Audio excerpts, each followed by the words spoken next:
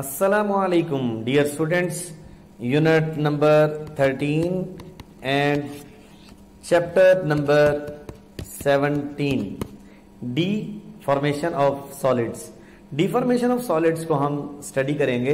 इस यूनिट में आपने मैग्नेटिक प्रॉपर्टीज को स्टडी नहीं करना, क्योंकि यूएचएस के सिलेबस में सिर्फ मैकेनिकल प्रॉपर्टीज और इलेक्ट्रिकल प्रॉपर्टीज हैं। मैकेनिकल प्रॉपर्टीज में क्या क्या है? मैकेनिकल प्रॉपर्टीज में आपने स्ट्रेस, स्ट्रेन, इलास्टिक मॉडुलस वगैरह को पढ़ना है। और इलेक्ट्रिकल प्रॉपर्टीज में क्या स्टडी करेंगे हम? इलेक्ट्रिकल प्रॉपर्टीज में मटेरियल्स को स्टडी करेंगे, जैसे इंसुलेटर है, कंडक्टर है या सेमीकंडक्टर। और इसके बाद है मैग्नेटिक प्रॉपर्टीज, जिसमें फेरोमैग्नेटिक मटेरियल वगैरह, डायामैग्नेटिक या पैरामैग्नेटिक मटेरियल्स हैं, आपने उनको स्टडी नहीं करना।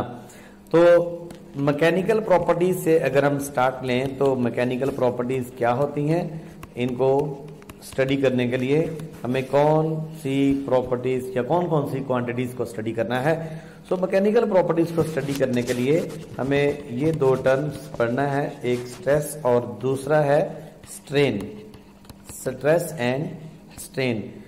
और उसके बाद इन टर्म्स की मदद से फर्दर कुछ क्वांटिटीज बनेगी, जैसे मॉडुलस ऑफ इलास्टिसिटी एटसेट्रा। अब दो मटेरियल की दो प्रॉपर्टीज के बारे में आपने समझ लेना है। एक है इलास्टिसिटी और दूसरा वर्ड है plasticity. What is elasticity and what is plasticity? Elasticity या इलास्टिक मटेरियल वो मटेरियल होता है जिसके ऊपर हम फोर्स अप्लाई करें, स्ट्रेस अप्लाई करें, और स्ट्रेस रिमूव करने के बाद वो मटेरियल अपनी पहली शेप में वापस आ जाए, तो हम उसको कहते हैं कि मटेरियल इलास्टिक है, और उसकी उस प्रॉपर्टी का नाम क्या है? इलास्टिसिटी। लेकिन अगर मटेरियल अपनी प्रीवियस शेप में स्ट्रेस रिमूव करने के बाद प्रीवियस शेप में वापस ना आए, तो उस प्रॉपर्टी का नाम है प्लास्टिसिटी, और मटेरियल को हम कहते हैं, मटेरियल हो गया है प्लास्टिक। अब इलास्टिसिटी की रीजन क्या है? अगर आपसे पूछा जाए कि किसी भी मटेरियल में जो इलास्टिसिटी होती है, यानी कोई मटेरियल इलास्टिक क्यों होता है, उसकी क्या वजह है, तो that reason is cohesive forces.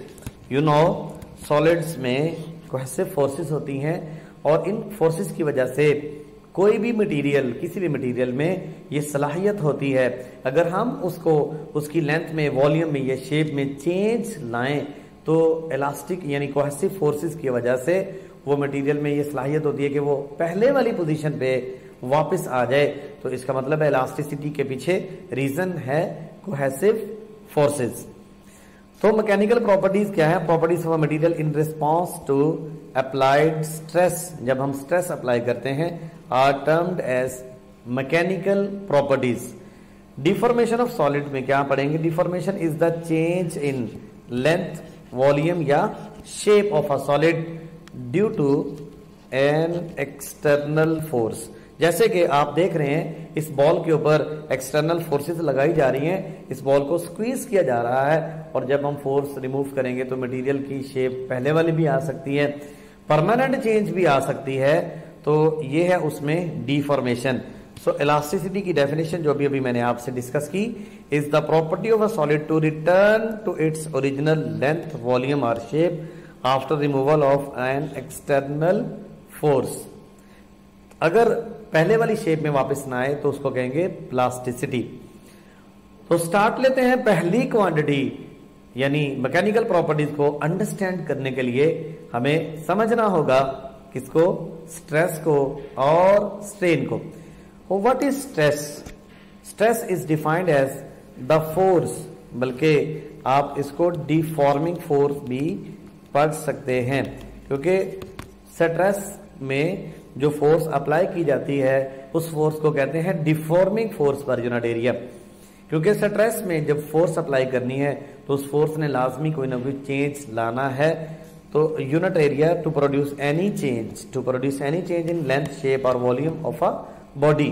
Stress की डिफरेंट टाइप्स हैं, लेकिन फॉर्मूला एक है F/A।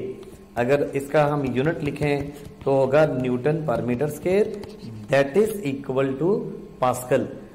प्रेशर में और स्ट्रेस में क्या फर्क होता है बेटे? प्रेशर में ये जो फोर्स है प्रेशर के फॉर्मूला में, ये जरूरी नहीं है कि ये वाली फोर्स डिफॉर्मिंग फोर्स हो।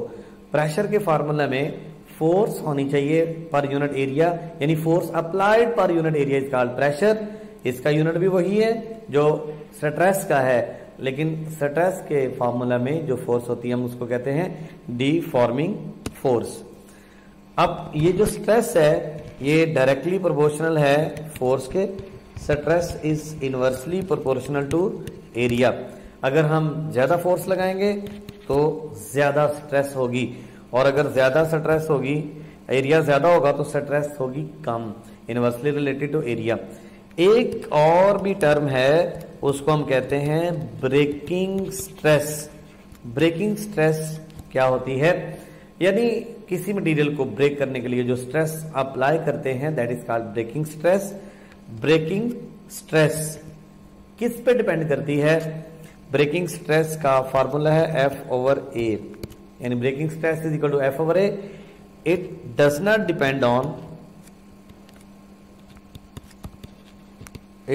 Depend on length of material,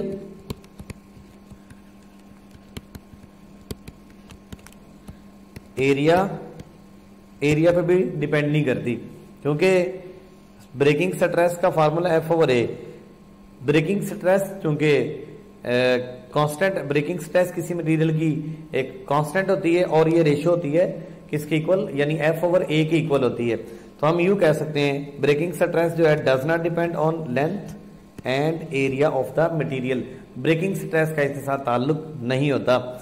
हाँ, ये किस पे डिपेंड करती है? टेम्परेचर पे और मटेरियल की नेचर पे, यानी टेम्परेचर और नेचर। किसकी बात कर रहा हूं? Breaking stress, not breaking force. Force की बात नहीं कर रहा। लेकिन अगर मैं लफ्ज लिखूं breaking force, breaking force, what is breaking force? F। तो F/A जब कांस्टेंट है तो हम लिख सकते हैं F directly proportional to area. Breaking force depend कर रही है एरिया पे, नॉट ऑन लेंथ। लेंथ पे डिपेंड नहीं करती ब्रेकिंग फोर्स, लेकिन ब्रेकिंग फोर्स जो है एरिया पे डिपेंड करती है। फॉर एग्जांपल हमारे पास एक लेंथ है जिसकी कोई लेंथ है जिसकी 10 सेंटीमीटर है, कॉपर की लेंथ 10 सेंटीमीटर है, तो 10 सेंटीमीटर को ब्रेक करने के लिए जितनी फोर्स लगानी पड़ेगी, अगर वो 5 सेंटीमीटर है तो उसको भी उतनी ही फोर्स लगाना पड़ेगी। इसका मतलब है ब्रेकिंग फोर्स लेंथ पे डिपेंड नहीं करती। ब्रेकिंग स्ट्रेस किस किस पे डिपेंड नहीं करती? ब्रेकिंग स्ट्रेस इधर मैंने लिखी है, ये लेंथ पे भी डिपेंड नहीं करती, एरिया पे भी डिपेंड नहीं करती, क्योंकि ये कांस्टेंट होती है और ये इन दोनों की रेशो के बराबर होती है। जब ये चीज कांस्टेंट है तो फिर जब लफ्ज बोलेंगे breaking force is directly related to area. Breaking force is directly proportional to radius square. अगर किसी मटेरियल का रेडियस डबल कर दिया जाए तो उसकी ब्रेकिंग फोर्स 4 टाइम हो जाएगी। ब्रेकिंग फोर्स और ब्रेकिंग स्ट्रेस दो अलग अलग क्वांटिटीज हैं। ब्रेकिंग स्ट्रेस इधर है, ये ना लेंथ पे डिपेंड करती है ना एरिया पे डिपेंड करती है। ब्रेकिंग स्ट्रेस किसी भी मटेरियल की कांस्टेंट होती है और ब्रेकिंग स्ट्रेस का फार्मूला है F/A। ब्रेकिंग स्ट्रेस से हम ब्रेकिंग फोर्स की तरफ जा रहे हैं, तो ये ब्रेकिंग स्ट्रेस है F/A। ब्रेकिंग स्ट्रेस जब कांस्टेंट होगी तो force is directly proportional to area. तो जितना बड़ा एरिया होगा ब्रेकिंग फोर्स उतनी ज्यादा होगी, और जितना रेडियस ज्यादा होगा डेफिनेटली ब्रेकिंग फोर्स उतनी ज्यादा होगी। टाइप्स की बात करते हैं। स्ट्रेस की है 4 टाइप्स।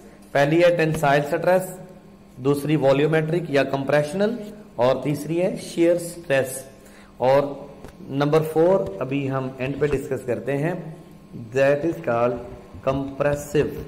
Compressive stress. सबका फार्मूला एक ही है, F/area। It is the stress which changes length. अगर हम, ये रॉड है मेरे पास, इसको मैं लेंथ के अलोंग खींच रहा हूं तो इसमें एलोंगेशन आ गई, इसमें लेंथ की अलोंग चेंज आई है, तो इसको हम कहते हैं टेंसाइल स्ट्रेस। इसको लॉन्गिट्यूडनल भी बोलते हैं, लॉन्गिट्यूडनल।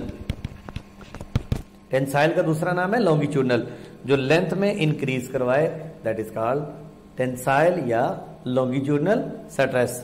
इस तरह से वॉल्यूमेट्रिक स्ट्रेस। वॉल्यूमेट्रिक स्ट्रेस में क्या होता है कि वो स्ट्रेस जो किसी मटेरियल के वॉल्यूम में चेंज लाए, वॉल्यूमेट्रिक का दूसरा नाम होता है कंप्रेशनल, और तीसरा है शेयर, यानी only change in shape. Stress which change only the shape of a material is called share. और लास्ट वन है कंप्रेसिव। कंप्रेसिव में और टेंसाइल में सिर्फ इतना फर्क है कि कंप्रेसिव में लेंथ के अलोंग कंप्रेशन करवाते हैं। फॉर एग्जांपल ये मेरे पास पॉइंटर है, तो इसको मैं इस तरह से फोर्स लगा रहा हूं, कंप्रेस कर रहा हूं इस डायरेक्शन में यूं, तो इसको जब मैं कंप्रेस कर रहा हूं लेंथ के अलोंग, तो that is called compressive stress.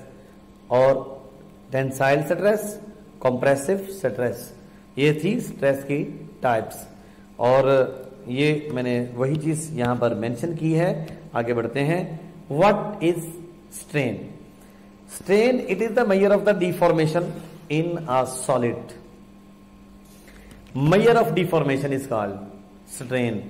यानी डिफॉर्मेशन तो आ रही है स्ट्रेस के अप्लाई करने से, लेकिन कितनी डिफॉर्मेशन है उसकी मेजरमेंट को हम कहते हैं स्ट्रेन। स्ट्रेन जो है, ये टेंसाइल स्ट्रेस लिखना था, tensile strain is equal to change in length over original length, volumetric strain change in volume over original volume, and shear strain is equal to change in shape over original shape, that is equal to tan theta. Change in shape जो है ये इस तरह से होता है कि अगर आप शेप में चेंज लेके आए इस तरह से कि फोर्स अप्लाई की, स्ट्रेस अप्लाई की जाए और सिर्फ शेप में चेंज आए।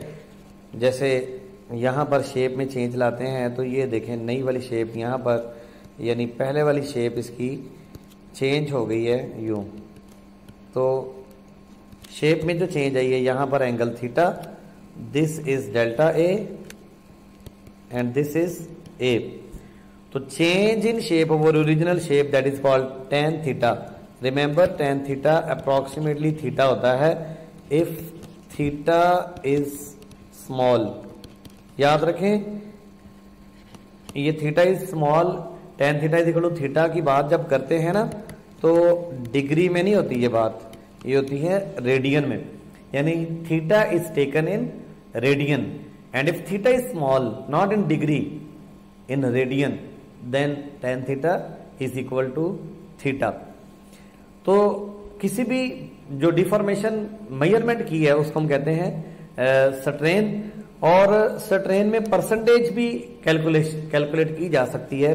फॉर एग्जांपल परसेंटेज एलोंगेशन की बात करें, अगर हम परसेंटेज एलोंगेशन, तो फार्मूला होगा delta L over L into 100।